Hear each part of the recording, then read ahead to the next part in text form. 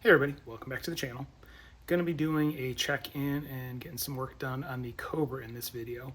Been a little while since I talked about it. I've been driving it around quite a bit and have a few little issues, things that I want to address and try and resolve. Just get it driving a little bit better and just those little nagging things that annoy you. So that being said, I am going to get this camera turned around and start walking through some of the items I want to address on the car.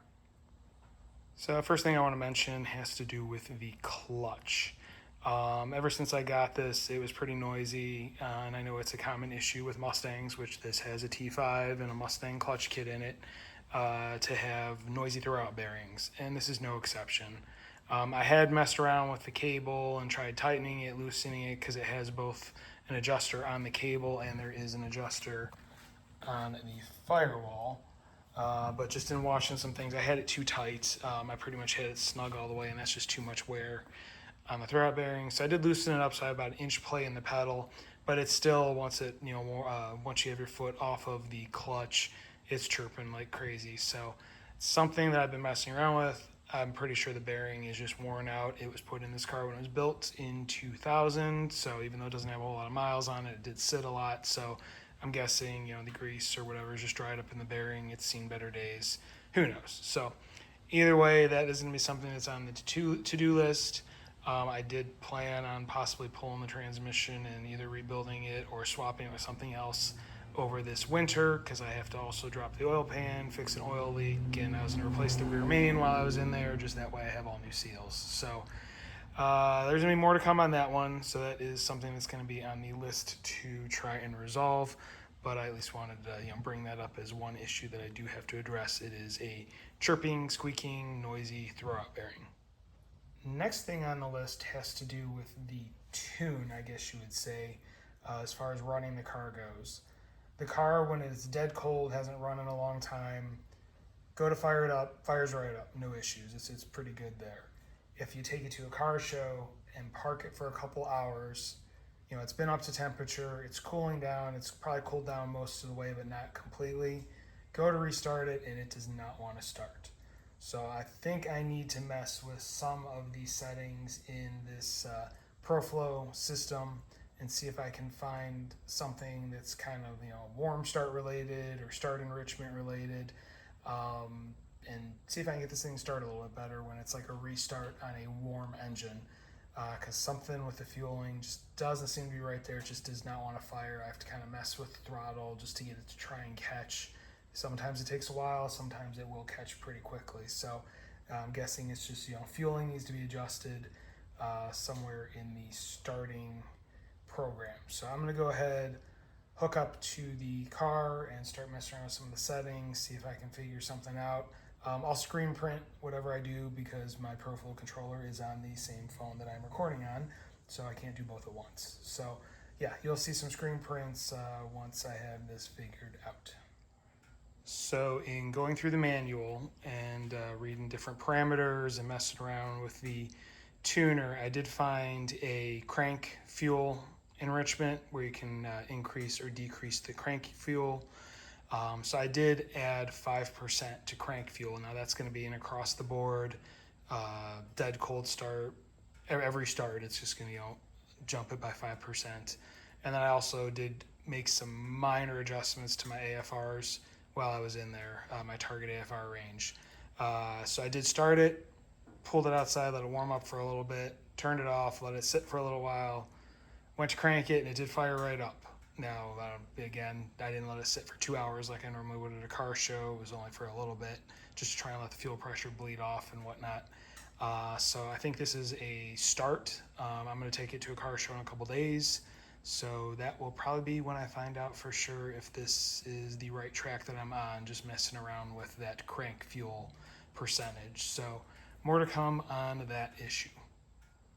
And real quick, here's a couple screenshots just so you can see what I'm talking about.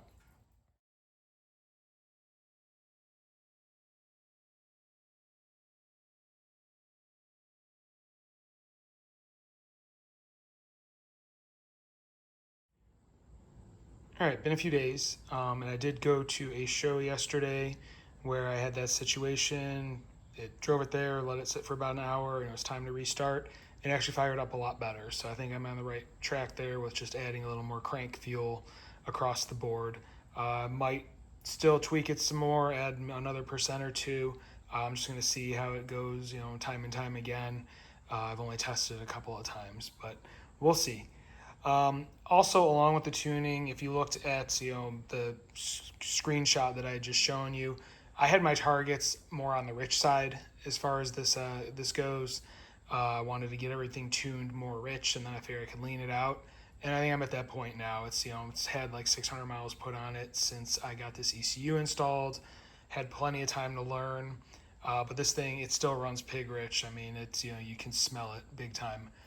So what I want to do is make some adjustments to my wide open throttle target and my idle target. I currently have the cruise set at 14, which I think I'm pretty good there. I might bump it up one notch or something. So I'm thinking my wide open throttle right now is 12.5. I'm going to try like 12.8 because it does seem like this might be getting a little too much fuel when you hammer it. It's almost like it's loading up a little bit. So I'm going to go for a 12.8 wide open throttle. And my idle, I think I'm going to try and set for like a 14.2. Right now, I think it's at like a 13.5, so it's really rich at idle. That's like where it's the worst. So I'm thinking, yeah, like 14.2 idle, maybe like a 14.1 cruise, and a 12.8 for wide open throttle. So I'm going to go ahead, get this tweaked in the ECU, and then I'll show you a screen print just showing where it's at.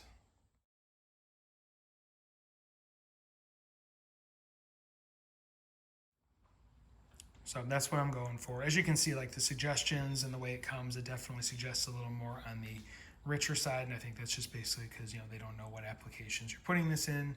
And, not everybody knows what they're doing, which, hey, I'm learning as I go. But I definitely did some searching online as far as, the 5 liters go, looked at multiple threads, what these engines typically look for. And, the safe bets seem to be like, again, 12.8 to 13.2 wide open throttle. I'm going to stick more with like the rich on that. And then it said, like 14 to 14.2 idle and 14.1 cruise. So we'll see how these new settings work. I'm going to be driving it around for a bit, and hopefully it puts it in a little bit better place, and it runs a little better, and we get a little bit of fuel economy out of it. Not that it matters that much, but this thing is definitely chugging now with how rich it's running. So more to come on the tune. Time for an update. It has been about a month or so since the last clip you just saw. I've been driving the car a lot, taking it to shows, putting miles on it with the tune, or with the settings for the tune as I had shown in the last little clip of that. Over time, it is definitely leaned out. It's not running as rich. It sounds like it's running a lot better when it's running. It's got more of a crisp sound to it. It pulls harder. It's definitely on the right path. I keep watching like the adjustment percentages, things like that, and they're slowly coming down. But even with as much time has gone on, it is still constantly adjusting. So it does seem like this setup does kind of take its time and try and do it right, and doesn't make like big swings or anything like that. So that being said, pretty happy with how things are going there as far as the tune goes. One caveat to that has to do with that start issue that I previously mentioned. I'd made that adjustment that I showed, increasing it, and it's weird because sometimes it's hard to start. The first couple times I tried after making the adjustment, it was fine. Lately, it's been a little more difficult again. And one thing I am starting to notice is when I have those hard starting days, it seems like it starts like releasing vapors out of the exhaust while it's trying to struggle, and it stinks really bad like gas. So I have a feeling I went the wrong direction, so I'm probably going to take a swing at it the other way. I'd gone +5 for the fueling, the cold start enrichment or whatever it was, or the crank enrichment. I think I'm going to go -5% on the fueling and see if that helps out, because I'm thinking that it's just trying to dump too much fuel in. So that is one adjustment that I'm probably going to make and see how things turn out. Also had a nice little shock this past weekend. This car, it had sat for a couple weeks due to weather and being busy. Took it down to a car show, fired right up that morning, drove it down, was meeting a friend at the gas station so I could give his son a ride in the car to the show. And get there, pull in, fill up with gas, go to start it, dead. Whole way down, I had the headlights on. It was showing 14.5 volts charging, but it was dead as a doornail. So the battery, I guess, just decided to take crap out of the middle of nowhere. Like I said, it was fine in the morning when I went to start it, but that start, something happened with the battery. It was a 4-year-old battery. This car sits a lot, goes kind of deep cycles between charging, so not really surprised. Thankfully, there was a auto parts store across the street, so now I have a brand new Die-Hard Gold battery. Fired right up as soon as I put that in, so all set there. So those are a couple little of updates as far as the tune and a few things that have been done with the car.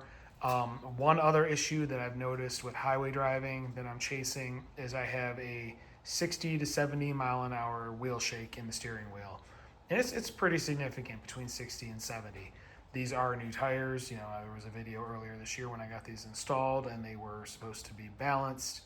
I'm not sure if the shop I took them to just didn't do a good job, or maybe these wheels have some oblong dents, something like that, because again, these are old wheels. They were on the car when I got it. They could have hit something down, back in the past, and the shop just didn't bother telling me. They're also kind of like a mom and pop corner shop, so they might not have the most up-to-date equipment. But I'm thinking that it's something as far as a wheel weight goes. I've gone through the front suspension, trying wiggle, shift, adjust things. Haven't found anything loose. So I don't think it's a ball joint or a tie rod end or anything like that. One thing I had noticed with the steering wheel is this bolt here on the steering shaft, the coupler bolt right here. It was like you could wiggle the shaft a tiny little bit, but the bolt itself was snug. I think it just needs to crush down from like the one shaft that it sleeves into. So I went ahead, I torqued that down much more significantly than it was, but that really didn't get rid of it. So I'm really thinking it's a wheel weight issue. I really only have 1 or 2 more shows I plan on taking this car to this year. We're starting to wind down the season here in Ohio. It's going to start getting cooler soon. Weather's going to start dropping. And I have some stuff I want to get to work on this car. So probably going to take it to a few more shows, and then once it's done with the shows for the year, it'll go up on jack stands, and I'll try and get those wheels reweighted, rebalanced, and see if that fixes that problem. So quick update, I just went into the tuning menu and I actually found where I can do an advanced tune on the crank fuel adjustment, and I can actually do it by temperature segments. So what I ended up doing was leaving it, or I set it back to 0 for like colder temperatures, because it was fine at those temperatures, before I had any of these problems. And then at like temperatures of 100 and above, I set it to go -5. So I'll show you right here what the screen looks like, but this is what I did. Hopefully this will help with my start issues when the vehicle is warmed up.